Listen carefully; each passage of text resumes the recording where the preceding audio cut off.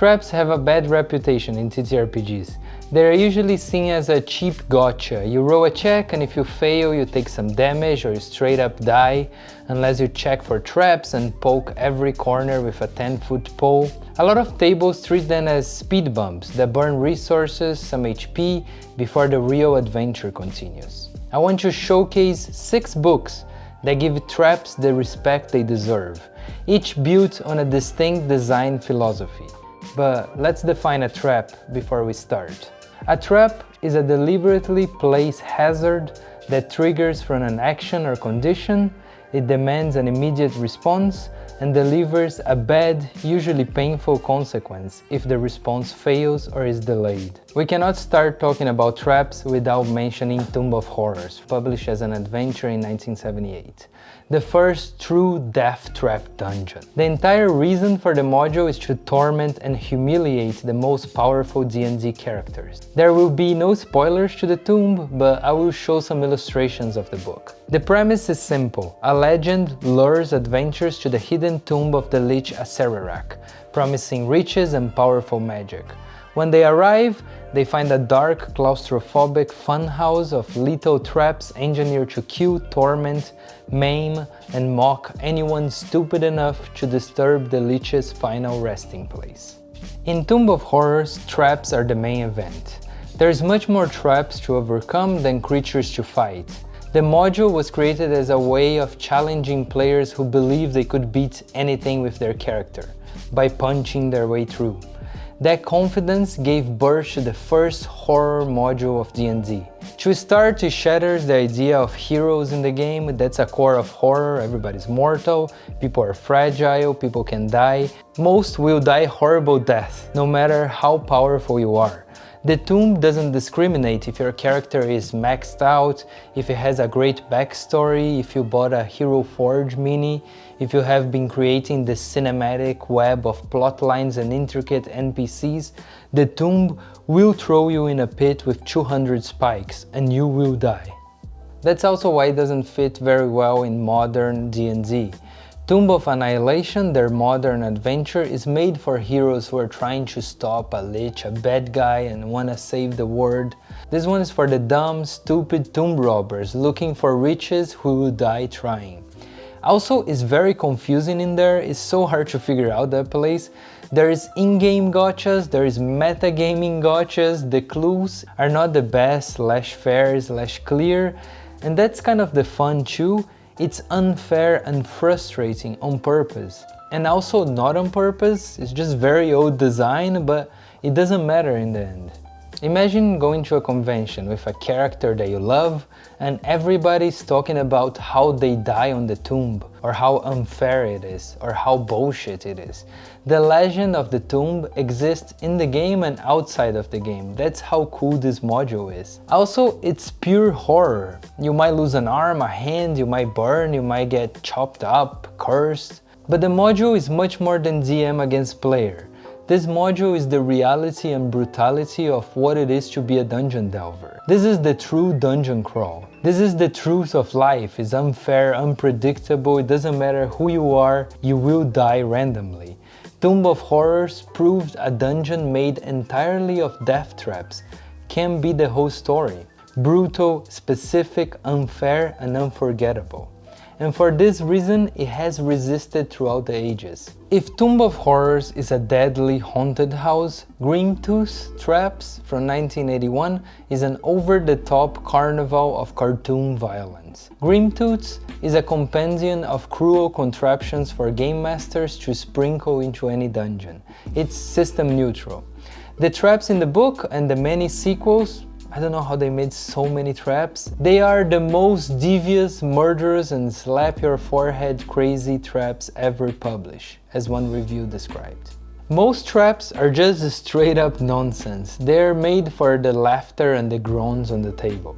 It's a style born of a more old school adversarial era of GMing, where part of the fun is the GM thinking, how can I really mess up with my players?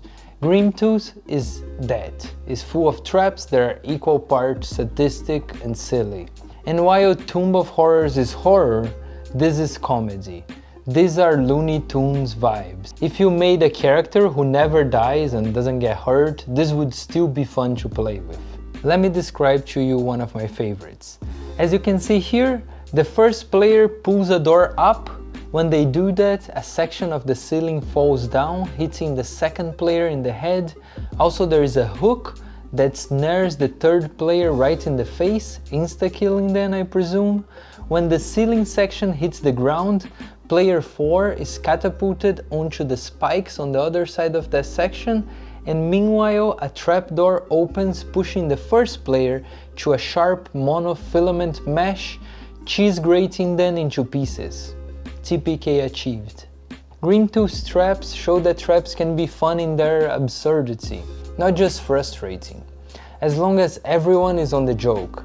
Also, invisible walls are terrible. Grimtooth is full of them and they're so dumb. It's terrible design. If you're trying to tell a deep and interesting story, don't put invisible walls that drop into a pit with giant lobsters around.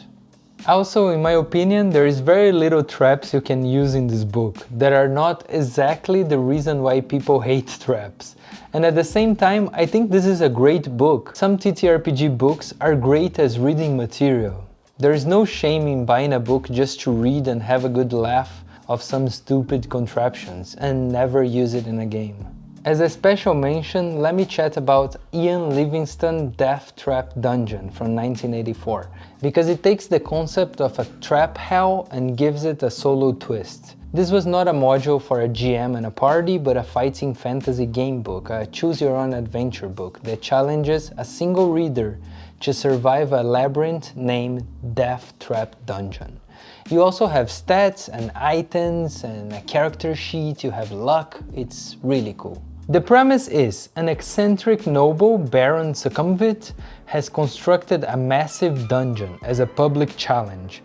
Every year, foolhardy adventurers enter the Trial of Champions, seeking a prize of 10,000 gold pieces. None have ever come out alive.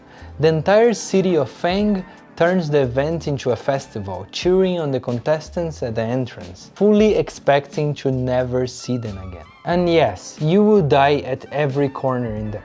And you might say that Deathtrap Dungeon is super unfair.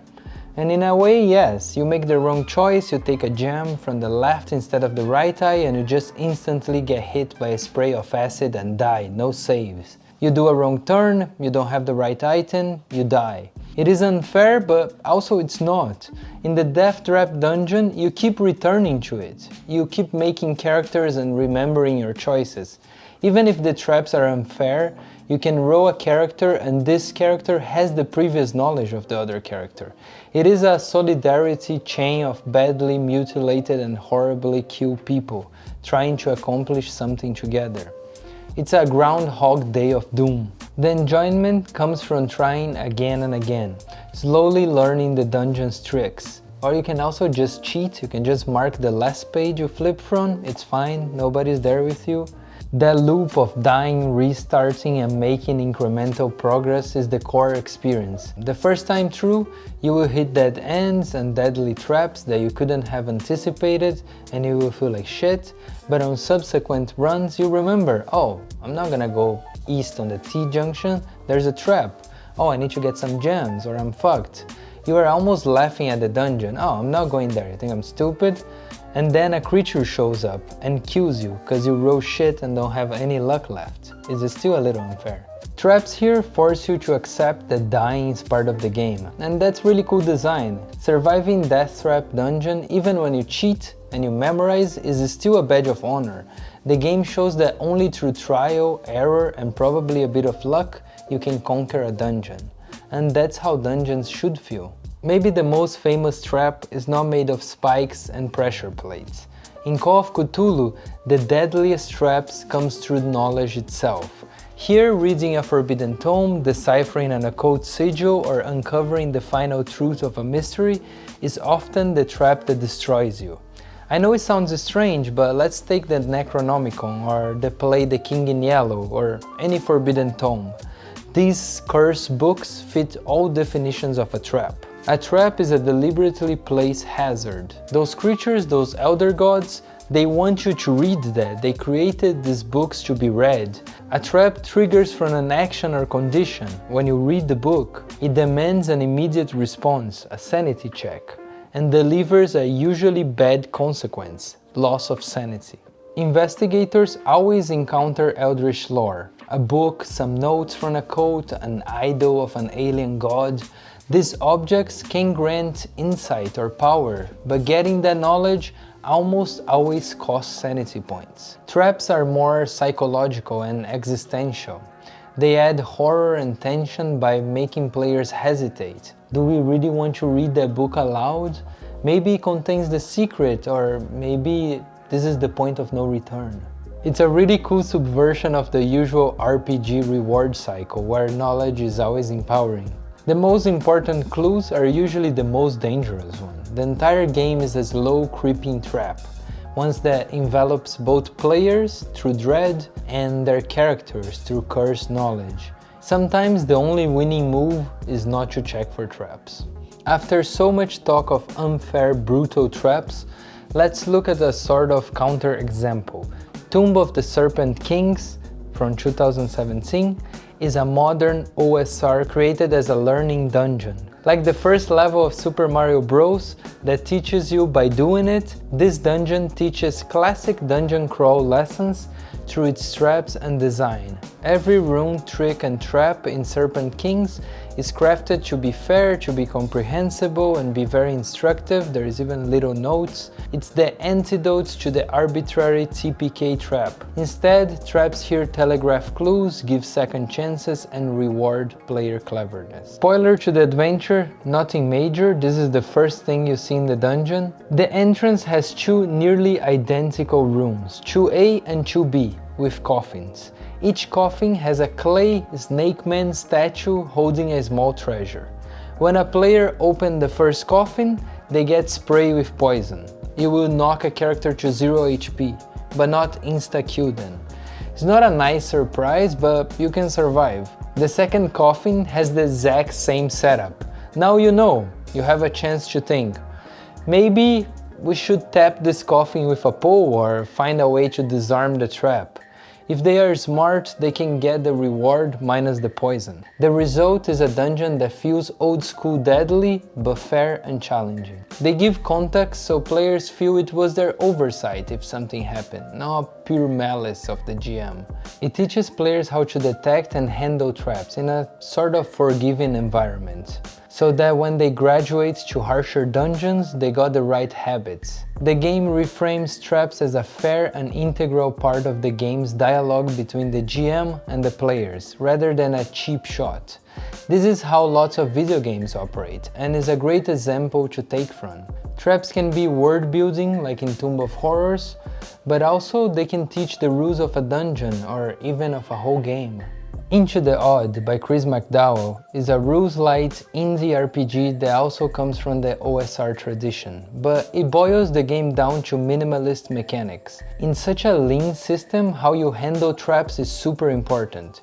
Chris McDowall has been very direct about his philosophy. Traps should be signposted and interactive, not hidden find-or-die gotchas. He has a principle called danger in plain sight. In his blog, McDowall says, "I announce the presence of traps because trying to get around a trap is the fun part. Spotting the tripwire isn't fun." This is a bold break from the old school tradition of checking traps. There is no perception check to notice the trap. Instead, if there is a trap, the GM will telegraph it. Death traps are big wiring devices. Lots of hanging blades and ominous holes in the wall. You want to get through it? Deal with it. This approach turns traps from chance to sort of tactical challenges. For example, if the players enter a room and there is a giant statue holding a freaking huge rock in the top of a platform, and they look and the floor seems a bit dented with huge rock marks, they know this is gonna come down. The tension now becomes how and when it might trigger, and what to do about it. It's a pushback against the old school style where a trap could just cheese grate you without any warning. Think of something like Indiana Jones in the Golden Idol Chamber. He knows about the pressure sensor trap, so now it's about clever thinking. The bag of sand, calculating. The fun is watching how he deals with it and the chaos that ensues when it doesn't work. This approach enhances player agency. It makes traps a part of the conversation. Players still fear traps, but it's a more healthy fear that rewards engagement with the environment, not 10-foot pole paranoia of random death. It shows how even a minimalist game can use thoughtful trap design to amp up tension and creativity at the table. Into the Odd elevates traps to equal footing with monsters and other challenges. They become encounters. He solidifies them as a game beat. Before I wrap up, one thing, read Tucker's Kobolds. It's a little editorial text that Roger E. Moore wrote in Dragon 127 from 1987. It talks about this idea that a group of level 1 kobolds can beat up a bunch of level 6 to 12 players by using clever traps and ambushes. It's really fun. It shows that traps can... What the heck is that, man? Oh, damn! Damn, you okay? Oh, that's Traps can instill fear and caution, can deliver dark comedy, can reward endurance, present moral and intellectual dilemmas, tutorialize gameplay, and encourage creative problem solving and unforgettable moments. Traps are cool, traps are great. Give me more traps, please. Also inspired by Chris McDowall, he has a post called 34 Good Traps. I made a little booklet full of tables for traps, so you can add to your game. There is a bunch of traps. You just gotta roll 2d6 and you find amazing traps. One just says quicksand. It's a little booklet that you can print at home and you can build yourself. It's very fun, and yeah, you can get on our Patreon, so you can go over there. Thank you so much for watching this video. Please don't forget to like and subscribe, it will mean a lot to us. Also, thank you to our patrons, they've been helping us a lot. And you can download our little booklet, 66 traps, with a bunch of traps for you to add to your game on our Patreon. And I think that's it. Let me know what's your favorite trap that you die to it. See you in the next one.